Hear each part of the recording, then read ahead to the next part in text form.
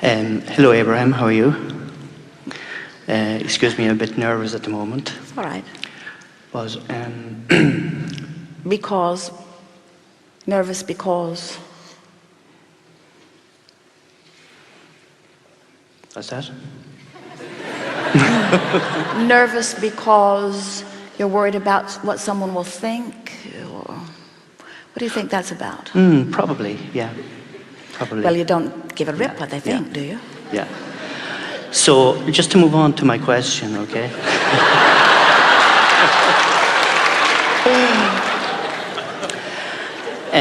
I've got a passion for healing, which is kind of becoming more stronger in my mind in the last couple of months. So given where I am today, in terms of where I am at, what can I do to, move closer to become a healer?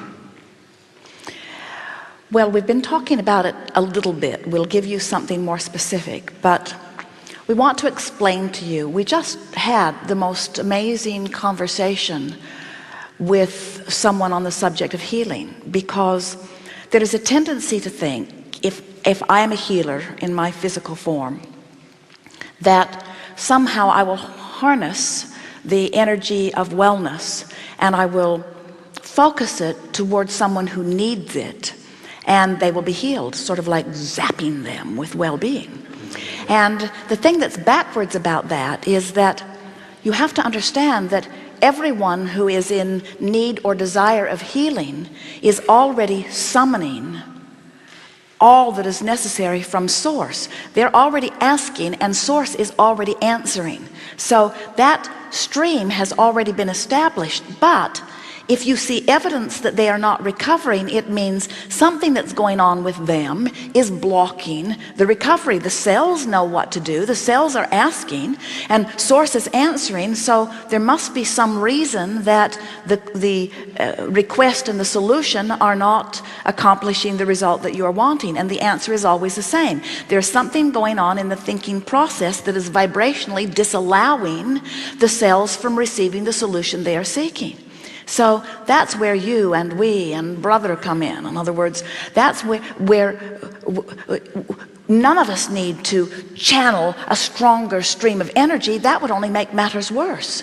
Our work is in finding the words or finding the example of life that causes the person to offer less resistance than they were before, to make them a little more hopeful, a little more believing, a little more focused in what they want, a little less focused in what they don't want. That is what a healer does. A healer influences wellness, and you cannot influence wellness by looking at illness. That's why doctors have made such a hard path for themselves. They go looking for trouble, and they keep finding it, you see. And when you're focused upon that, you can't find the solution. Not all of them are, but that is the problem with most healing. Emphasis upon what needs to be healed. Feel the difference between, we've been talking about this emotional scale, and we want to say to you that well-being is downstream, healing is upstream. Because healing is looking right at what needs to be healed and trying to push it away. Where wellness is ignoring what needs to be healed and flowing with the recovery that you're asking for, finding the feeling place of it. So the most powerful healer is the one who can visualize the wellness in the strongest of ways, and therefore convey vibrationally and verbally and in every other way your belief in the wellness. That is the power of a healer. Great, thank you. Where are you from, Abraham? Where would you like us to be from? We're playing with you because from implies a place, and place implies physical, and we are non-physical, therefore non-place. Annoying, isn't it? But we are vibration. It's like asking where your telephone call is on its way from who's dialing to who's receiving it. In other words, it's vibration. It's a non-place. Is it important? Why are you here? Because you've asked us to come. We come in response. We flow through Esther initially in response to the never-ending stream of questions from Jerry.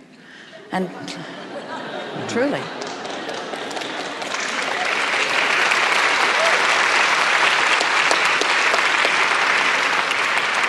They were a perfect situation because Esther was just bipping along, living happily ever after, and did not have one deep thought in her being.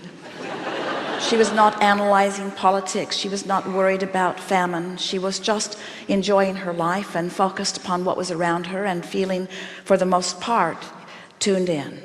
And Jerry had a list of questions that 100 people could have assembled and not reached the scope of. In other words, Jerry had been living and wondering and asking, and so they made a very good combination, because Esther was easily able to quiet her mind and therefore stop resistance and achieve vibrational alignment with us, where Jerry could begin addressing us.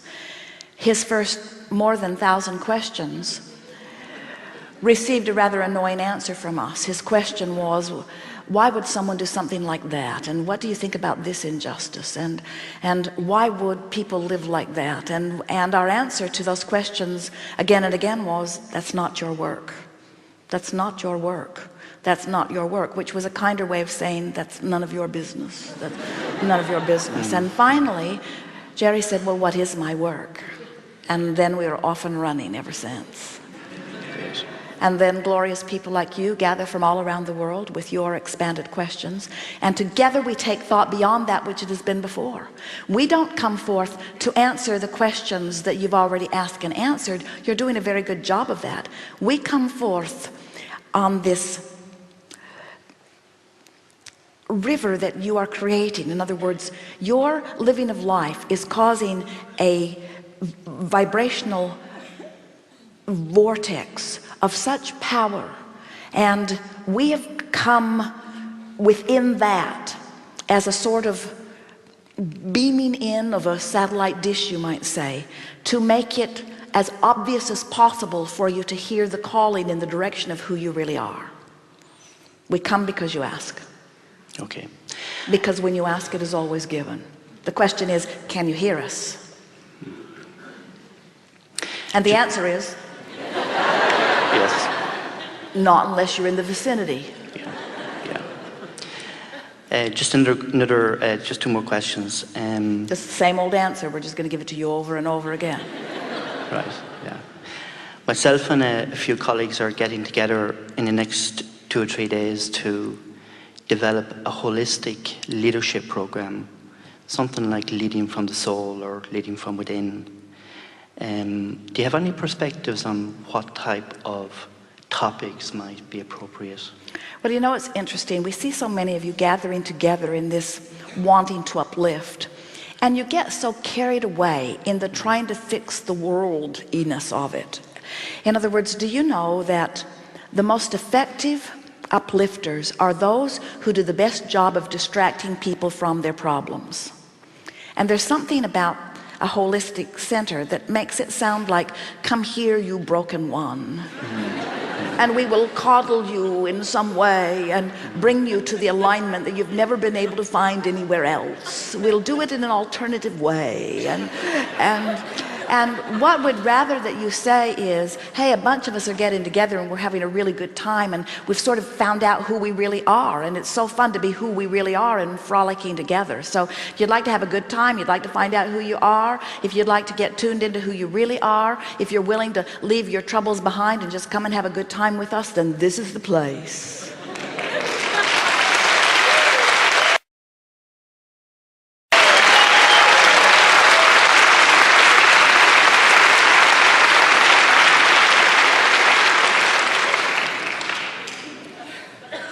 Or non-place.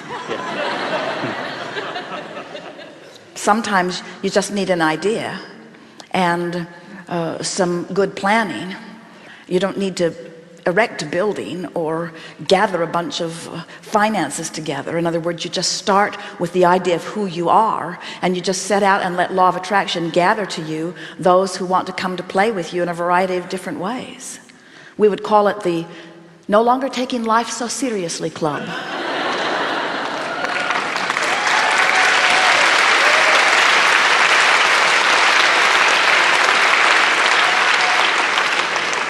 They all want in.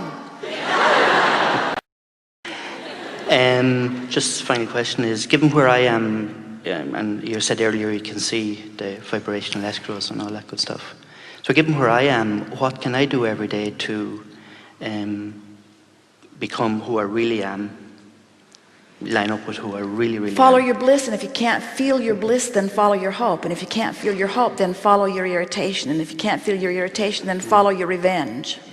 In other words, just reach for the best feeling that you can find from where you are, and trust that your feeling will take you on the path of least resistance to the fulfillment of everything that life has caused you to ask for.